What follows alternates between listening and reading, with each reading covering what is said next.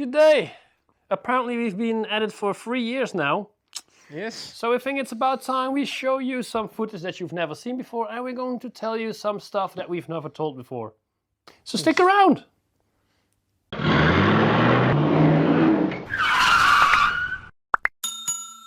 So apparently we've been at it for 3 years now. And of those 3 years, we've been 2 years that we've been doing this like, you know what, this is cool, we're going to do this a bit more than usual. Yeah. We decided to start filming. I believe it was your Unimog, the preacher one. Yeah.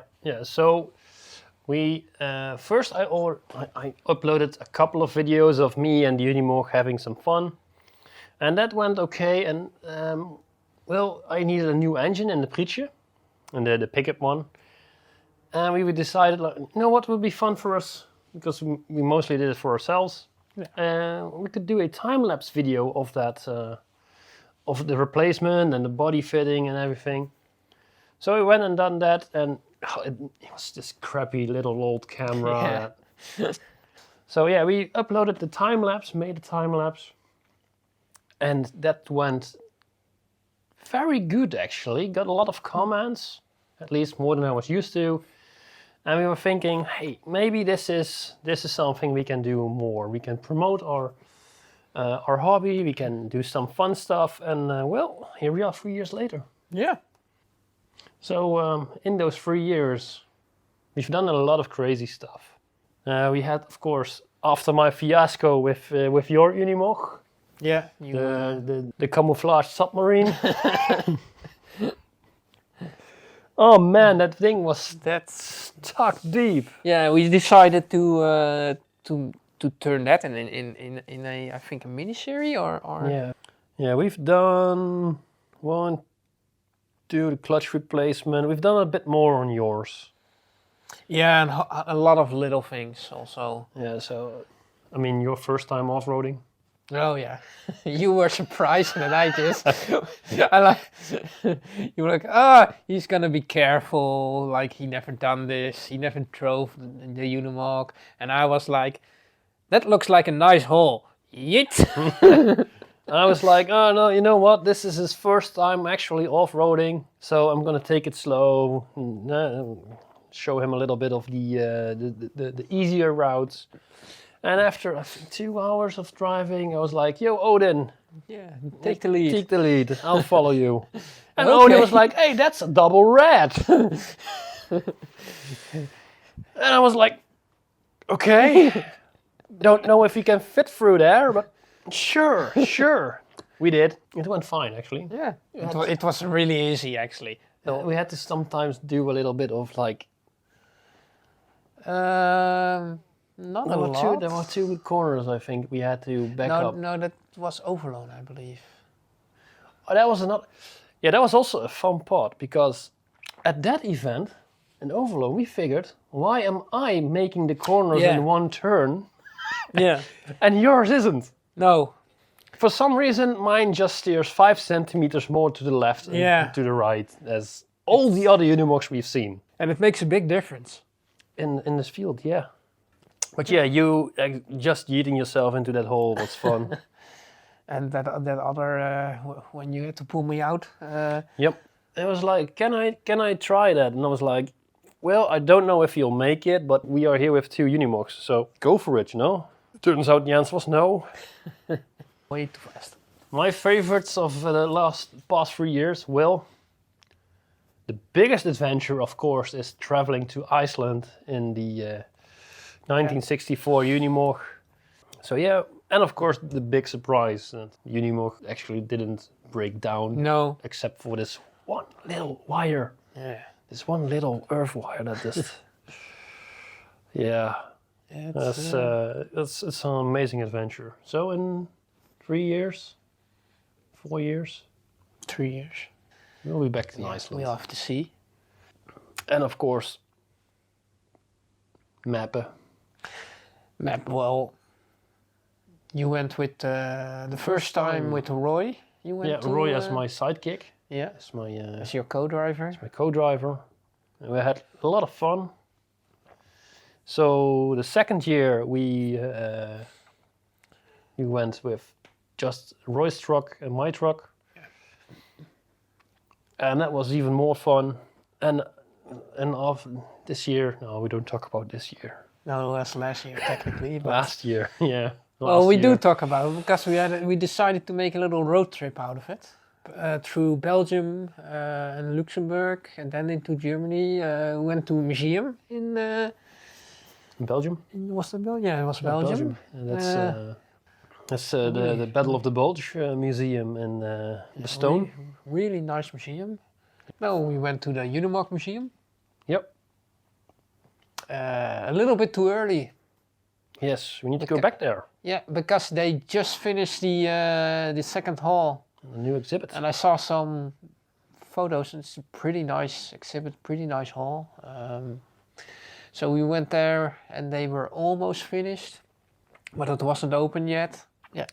And my front wheel was getting a little bit suspicious at that point. Yeah. But we choose to ignore it at that point. Yeah, we went to another museum. Actually, forgot about that. The Moor Museum. The Moor Museum. And that was no, we are not talking about Matt's Moor Fair. No. No, that is not in the museum. There is a very big machine in that museum. Yeah, it's the size of a small apartment complex. Yeah, yeah. A very big plow.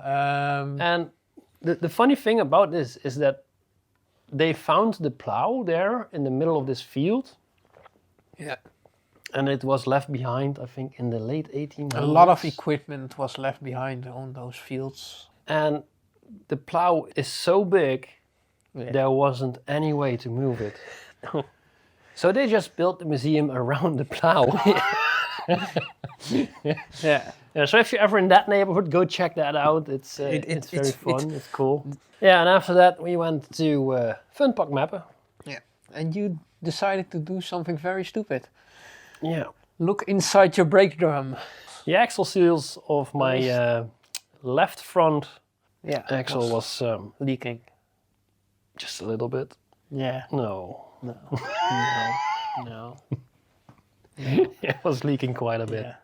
Technically, we had all necessary parts to fix it. We had the parts, just the tools. The hub was on there very well. And we tried everything. I don't think everything is shown in the video. We tried hitting it, heating it, hitting it and heating it, and pulling it while hitting it, while pulling it, while heating and hitting it. We tried everything until the neighbors complained that it was getting a little bit late, and if we maybe could stop that banging. So we decided to just bolt everything back together and start having fun. Yeah. Because that was why we were there. And it was your first time at Mappen, Roy's third time in Mappen, the second time with his own anymore. And the first thing you did in Mappen when he drove on the track. Oh yeah. Yeah, no, nothing happened. I just drove on the track and went off-roading. We saw a Unimog U1300 something. I don't know the exact model type, but it's a 1300 something. It was that got stuck in a very stupid way. I would never do that myself. No. Insert clip here. So he did the exact same thing with his Unimog, and we will always happy to help. We like helping. It's what off-roaders do, are supposed to do. Help each other out in a pinch. So I was like, oh, okay. So I put the Unimog in front, and I was like, well, I'm gonna do it with the front because I can see him then, and he can see me, and he's probably not that stuck. It's probably a little pull. Then he comes out with a chain. Yeah. And I'm like, well, I'm just gonna give him a little pull. It's not. Let's do it. And I still regret. Doing it because he was more than a little stuck. He was pretty stuck. I was surprised. So I start pulling it, start digging myself in. I was like, well, give a little front, a little big, a little, give it a little nudge. So on the second pull, Yeah. Well, the fun fact is, the chain didn't break. My front bumper pin, probably during like the first little pull, it walked up, and then on the second pull, it just bent the bumper pin. Do you remember when I bought that bumper pin? Just before Meppe? Oh yeah, it was the first time ever you had it. Yeah. And on that note, I would like to introduce something cool that we're doing right now, because we started a collaboration with Silverback 4x4, who has some amazing new heavy-duty recovery gear. And that's the guy we met on Budel. We started talking and then finding out they were like... You kind of look familiar. Turns out at some point, I don't know how many years ago, I sold him a couple of Suzuki off-road parts. So it's a small world, and he asked us, could you help me test the thing? We will never, ever use chain again. If someone walks up to us with a chain, it's done. No. We're going to get our own stuff. It's not worth it. So yeah. We're lucky nothing seriously happened then. Yep. You know what? You're in the moment. You're like, I'm just gonna help this person very quickly, and that's when the accidents happen. Yes. So we've learned. You think? We've grown. Some people there. I mean, that guy there, and maybe her. They are wondering, what the hell happened to your Dodge? You made an introduction movie at one point. The Dodge. And he sold it for scrap metal. Never been an episode of the Dodge anymore. Yeah, he sold it for scrap metal. No, of course he didn't sell that. But I need a project that I can just tinker on and do in my own time. And so that's what I've been doing with the Dodge. There will be a video of what we've done in the last couple of years. Yeah. Because it's been a couple of years already. Yeah, it's 2 years actually. But we can check it out for now. We can take them there and check it out a bit. So you see it's finished. It's still there. See? Now we've actually done a lot of things here. The bed is 99% ready. I need to address the axles and the brakes still. But the biggest thing on this truck was all the rust. Yeah. I mean, so we rebuilt an Honor. There's all new metal that my dad is making. Yeah. So, and it's so this was all rusted out. You can just, it was a Flintstones car basically. It still is a little bit. So to give you a little bit of a idea here of this truck, this is a 1944 Dodge WC 51, and previous owner was very good with plaster, not so good with a welder. No. So this top plate here is completely new. Some new wood on the benches. Yeah, who made that? I don't know. Some long-haired dude did that. So we're still working on that. And well, project that's getting a lot of love right now is this one. The little tank. It's not a tank. It's not a tank. Very serious business here. Yeah. Speaking of very serious business, the story about how we got this little tracked thingy. It's all your fault. Yeah. I was looking on my phone on Facebook and I saw this, I think it was in Denmark. They were selling this amazing tracked vehicle. A Weasel, American World War II Weasel. It's like a small amphibious tracked vehicle. And I'm like, oh yeah, cool, Weasel, blah blah blah. And at that moment where I was about to show him and Roy it, my Facebook decided to shut off on my phone. Facebook being Facebook basically. And this is literally what I said. well, watch me open up Facebook again and not be able to find that post again anymore. So I opened Facebook and like I said, I couldn't see that post. However, the first thing on top of my feed was a different kind of tracked vehicle. It was this one. So we were sitting there, look, I was showing them the hog loader. And all three of us always said at one point in our lives we would like to own a tracked vehicle. Yeah. And drive like it a around. Serious tracked vehicle, not like a little diggy machine. So yeah, we saw this, and we were like, if we split this 3 ways, it is actually quite affordable. And then Roy was like, Yeah. that's not actually a bad idea. Oh. They both looked at me and I was like, should I call the guy? Yeah, I was like, yeah, just give him a call. I at that moment promptly phoned the guy. And we got to talking, and he was enthusiastic, I was enthusiastic. We made a deal then and there, that place basically. First I had to buy a trailer. Yeah. My totally not ADHD brain already decided we were going to take this thing and haul it around. Yeah. So I had to have a trailer. Joey bought a trailer, and he was like, I bought a trailer! Like, How? And they were like, how? what? What? And I was like, yeah, this is a trailer that can actually like flip and roll back and has a winch. And they were like, how? And I just said, internet. But yeah, we picked it up.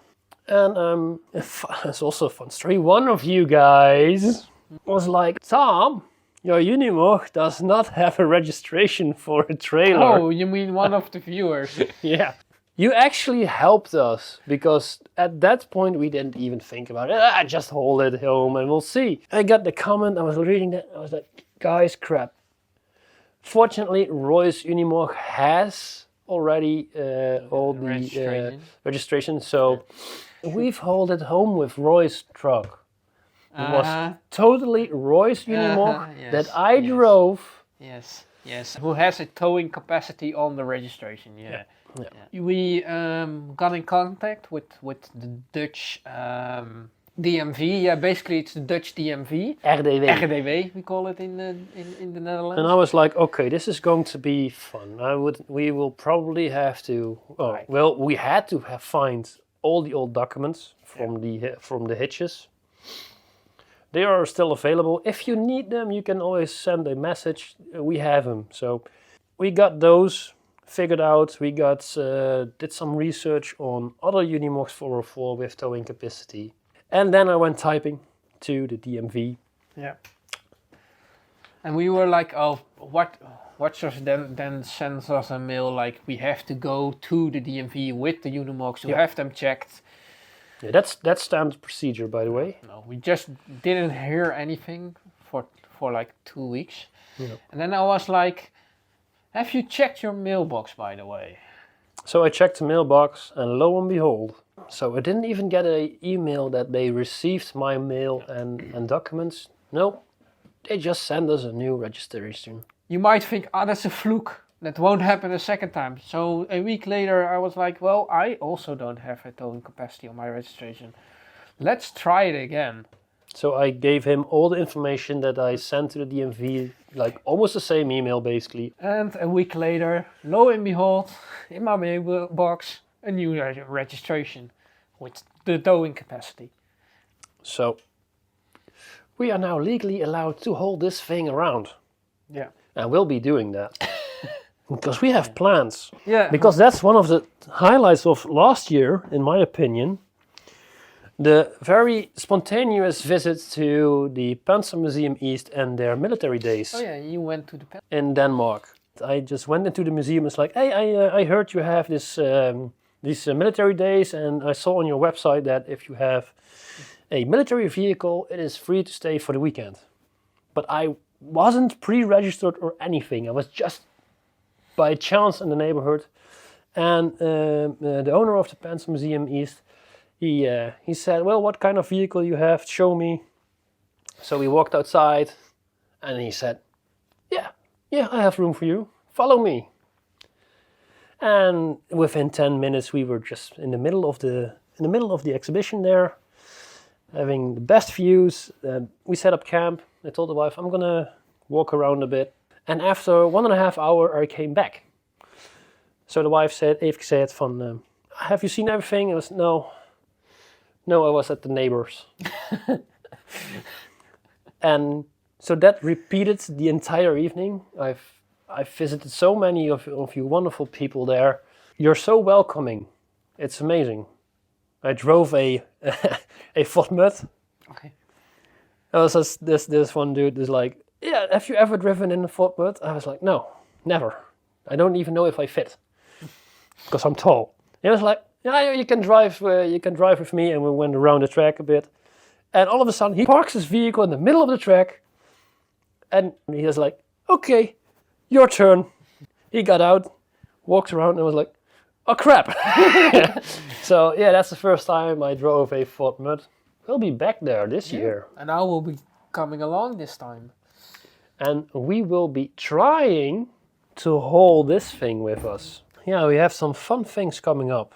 Yeah. Because last year you saw us clean up a little bit of the rivers. Local rivers. The Maas. Yeah. Every year they do a cleanup and we help. We can actually go to beaches and riversides Or that normal other cars. groups cannot handle because we have the equipment to get all the trash out of there. Yeah. So that's been our 3 years. Yeah. We've done a lot in 3 years. I sold you my Unimog because I bought a second one. Yeah. We fixed We that. fixed both of them. I bought a Dodge, still fixing that. We fixed the kitchen cart. I bought a small trailer. We bought the hog loader. We fixed the hog We loader. fixed it. We actually fixed this thing within 6 months. It's faster than a Dodge. Yeah. I am very curious to see what will become of us and our channel Yeah. in the next 3 years. We seriously hope to finally hit the 1,000 subscribers. That's the goal of this year. It's Yeah. to hit the 1,000 subscribers. If you like to help with that, it's very simple. Just push that button. Push that subscribe button Because we want to share our hobby, and Yeah. share our adventures, and and we like to make people enthusiastic about the green stuff. and And I'm not talking about the regular Dutch green stuff. I'm talking about this kind of Dutch green stuff, which basically was produced in Germany under supervision of the USA. yeah. But anyway. Yeah. That So was bad. what truck You are bad. What You should feel bad. what truck are we going to buy next? Nothing. We still need to finish everything Something else. bigger? I mean, I would really like a Rio. Listen to him.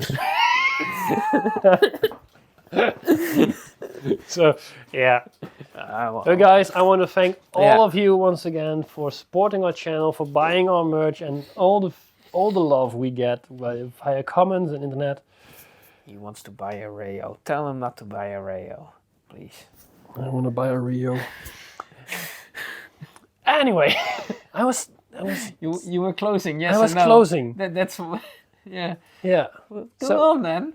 Thank you for What's taking watching. you so long? Thank you for watching. And we'll see you next time for more adventures. So stick around. Yeah. Am I done now? I'm not sure if you're done. I guess I am. We can still So- work on this. So what are we gonna light on fire now?